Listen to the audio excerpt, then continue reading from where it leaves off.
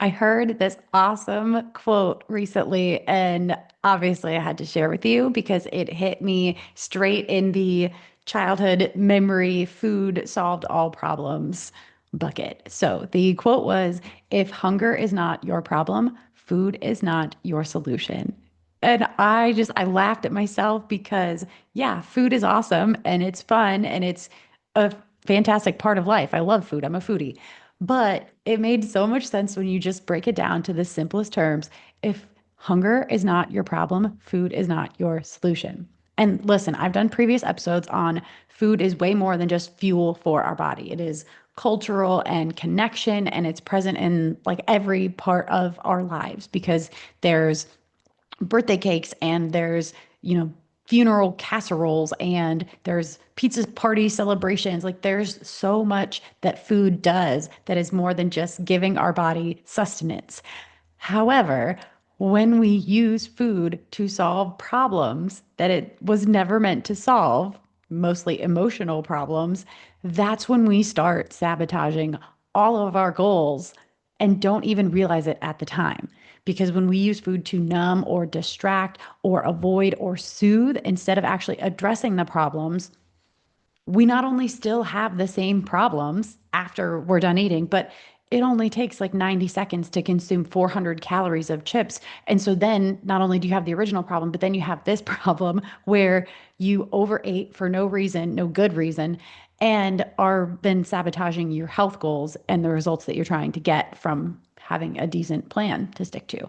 So it doesn't actually solve anything. It only exacerbates stuff. So if you think that snacks are going to lower your stress or ice cream is going to make you less lonely or any of that, yeah, food can, in some sense, provide comfort, but it doesn't resolve any of the issues. And it can distract us from what's going on, but it doesn't heal any of the underlying issues that we have. It feels good just for a second, like actually 90 seconds. Like I said, I can do some serious damage in 90 seconds, but the original problem still remains. And so, if the reality is that you need comfort, maybe you try calling a friend. Maybe you journal. Maybe you go lay in bed and wrap yourself up with your blanket and have a good cry. Like maybe you ask for a hug. Stress relief. Instead of turning to food and eating your way out of stress, which again doesn't really work, maybe you take some deep breaths, try some breath work, some meditation work, anything like that. Maybe you just go for a walk. Maybe you turn on your favorite song and you just dance around your house like a maniac with your headphones in and no one else can even hear your music. But if that doesn't relieve your stress, the food for sure is not going to relieve your stress.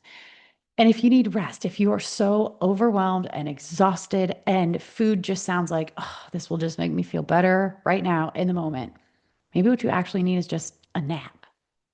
There are so many other solutions to all of these problems that don't revolve around food and then the downstream effect sabotaging your goals. You absolutely can meet your needs with these other ways, but you have to ask yourself, what am I actually feeling? What do I really need from this? So if you're walking into the pantry hoping for a solution, ask yourself first. Just stop, do a quick little check in. Am I even hungry? If you are, fantastic. Go eat the food, enjoy, indulge if you want, if you're hungry. But if it is not hunger, ask yourself, what do I actually need? What am I hoping to get from the pantry? And where else could I potentially get it? So try that this week. If you wander into the pantry, just ask yourself that one question. Am I actually hungry? So that's today's daily bit of fit. Take it and run or walk or stretch. Just go move. That's it for today's daily bit of fit. I'm Coach Mack from Running with Bacon, reminding you that small steps really do add up. Make sure to follow or subscribe so you never miss a bit. And if today's episode hit home, send it to a friend who might need it too. And if you ever want a quick pep talk tailored just for you, DM me on Instagram because I'm always happy to send some encouragement your way. You can find more support and my health coaching resources at runningwithbacon.com or come hang with me on Instagram for some healthy fun.